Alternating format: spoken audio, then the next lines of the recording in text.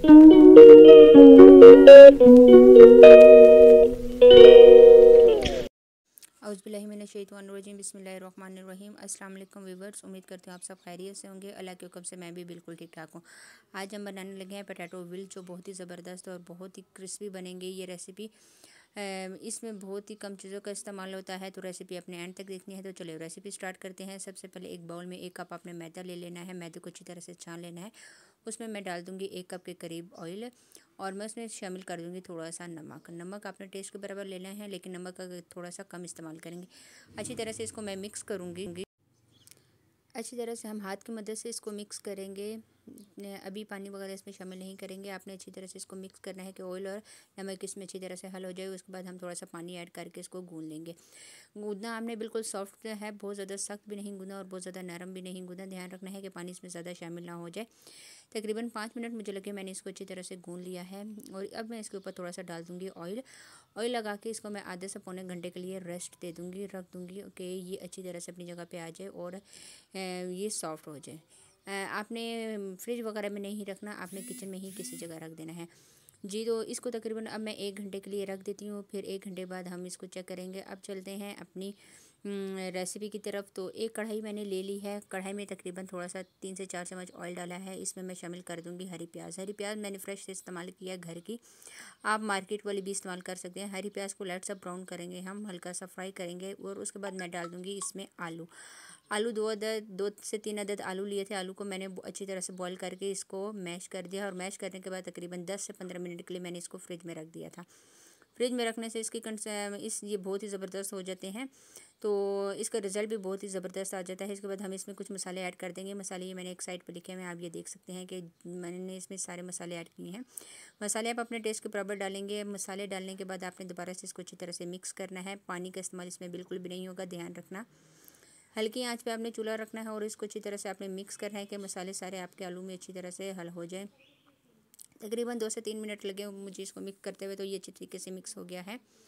Mix करने के बाद अब इसमें मैं थोड़ा सा हरा धनिया शामिल कर दूंगी। हरा धनिया डालने के बाद हम इसमें थोड़ा सा शामिल कर देंगे 1 अदद लीमन। लीमू ले लूँगी, लीमू मैं इसमें शामिल कर दूँगी। लीमू से इसका टेस्ट भी चेंज हो जाएगा और इसका जायका भी बहुत ही ज़बरदस्त हो जाएगा।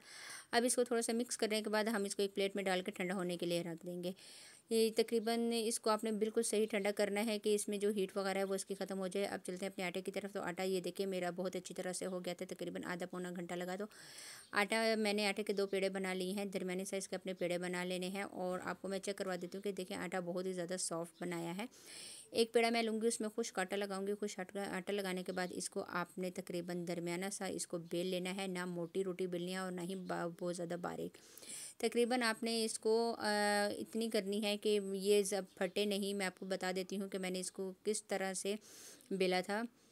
हल्के हाथ से आपने इसको बेलना है, तक बहुत ही हल्के हाथ से, और खुश्क आटा आपने साथ साथ लगाते जाना है। नीचे भी आपने लगाना है कि नीचे ये रोटी चिपक नहीं जाए। तो ये देखिए मैंने एक दरमियानी साइज़ की रोटी बेली है। मेरा जो आलू वाला पेस्ट था वो सारा वो ठंडा हो गया है। आलू का मिक्सचर मैं इस रोटी में सारा लगा दूँगी अच्छी तरह से।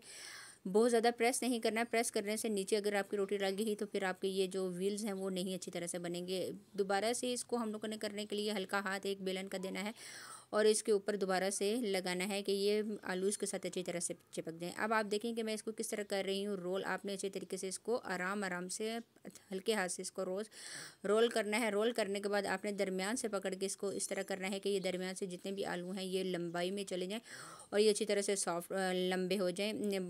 बिल्कुल इसका जो है साइज़ इक्वल हो जाए। एक साइड से मोटा और एक साइड से अगर पतला होगा तो वो आपके व्हील्स बिल्कुल भी अच्छे नहीं बनेंगे। दरमियान से मैंने इसको साइडों से इसके किनारे जो हैं वो बंद कर दिए। अब छुरी की मदद से लेके मैं इसको अच्छी तरह से ये कटिंग कर लूँगी। कटिंग आपने बहुत ज़्यादा बारीक भी नहीं करनी, बहुत पतली। ये देखें इस तरह एक आपने हाथ में उठाना है। उठाने के बाद आपने हल्के हाथ से आपने उंगली की मदद से इसको प्रेस करना है। ये देखें मैं आपको दोबारा से एक और करके दिखा देती हूँ। इस तरह आपने इस तरह आराम आराम से सारे उठाने हैं। उठा के इनको प्रेस करके रख देने हैं। मैं ये सारे कर देती हूँ। ये मैंने सारे इस तरह से करके रख दिए थे। अब तकरीबन मैं इसको 5 से 6 मिनट के लिए रेस्ट दे दूँगी। ये देखें बहुत ही ज़बरदस्त ये लग रहे थे और इनकी शेप भी बहुत ही प्यारी और बहुत ही खूबसूरत लग रहे थे। अब चलते हैं अपनी बेस एक एक बाउल लिया है मैंने। एक बाउल में तकरीबन इसकी हम लेस ही बनाएंगे। 3 कप मैदा लिया था। मैदे में थोड़ा सा पानी शामिल करने के बाद इसकी पतली पतली लेस बना लेनी है। बहुत ज़्यादा गाढ़ी आपने नहीं बनानी, पतली इसको करनी है। तो थोड़ा सा पानी मैंने और इसमें शामिल किया था। अब इसको हम अच्छी तरह से करेंगे मिक्स। जी, तो ये देखें बिल्कुल इसकी अच्छी तरह से लेस बन गई है। बारीक पतली पतली लेस बना देनी है आपने। अब हम एक फ्राई होने की तरफ जाते हैं इसके व्हील्स को। तो फ्राई पैन में मेरा ऑयल गर्म हो गया था। आपने डीप फ्राई करने हैं तो ऑयल आपने थोड़ा सा ज़्यादा इसमें इस्तेमाल करना है। जो आपने के पोटैटो व्हील्स हैं उसको आपने लेना है और इस मैदे में शामिल करके आपने आराम से छुरी की मदद से या अपने हाथ की मदद से या फोक की मदद से आपने इसको आराम से निकालना है। और ये इस तरह से गर्म ऑयल में डालना है। ठंडे ऑयल में आप शामिल नहीं करेंगे। अगर आप ठंडे ऑयल में डाल देंगे तो ये साथ चिपक जाएंगे। आराम आराम से आपने इसको डालना है। ये मैंने आपके सामने एक और डाल दिया है। और अब आपने इंतज़ार करना है तकरीबन 2 से 2.5 मिनट आपने इंतज़ार करना है। आपने इसका साइड चेंज नहीं करना। जब ये फ्राई होते जाएंगे तो ये खुद ही हट जाएंगे, तो आपको पता चल जाएगा कि ये नीचे से रेड हो गए हैं। आराम आराम से आपने ये देखें इसका साइड चेंज करना है।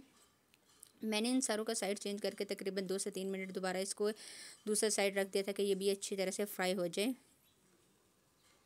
तो ये देख सकते हैं आपके बहुत ही खूबसूरत और माशाल्लाह बहुत खूबसूरत इसका कलर आया था। और मैंने इसकी साइड दोबारा से चेंज कर दिया। अब हम इसको प्लेट में निकाल लेंगे।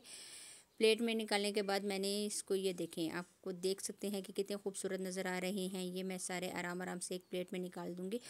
अब मैंने इसकी दूसरी लेयर भी इसमें डाल दी थी। इसी तरह से मैं सारे तैयार करके आपको दिखाती हूँ। जी, तो ये देखें मेरे सारे पोटैटो व्हील्स बिल्कुल तैयार हो गए हैं गरमा गरम। मैंने अब एक इसको बड़ी प्लेट में डाल दिया है और बहुत ही खूबसूरत नज़र आ रहे थे। बहुत खूबसूरत। मैं आपको एक हाथ में भी लेके दिखाती हूँ। ये देखें ये अंदर से बहुत ज़्यादा सॉफ्ट थे। मैंने इसमें कोई भी कॉर्नफ्लावर वगैरह नहीं डाला, लेकिन उसके बावजूद भी ये बहुत ही ज़बरदस्त और बहुत ही मज़े के बने थे। एक तोड़ का आपको दिखा देती हूँ। आपने ये रेसिपी ज़रूर ट्राई करनी है। आपने ट्राई करके मुझे बतानी है कि आज की ये आसान सी रेसिपी आपको कैसी लगी। आज के लिए इतना ही। इंशाल्लाह नेक्स्ट वीडियो में आपके साथ मुलाकात होगी। अल्लाह हाफिज़।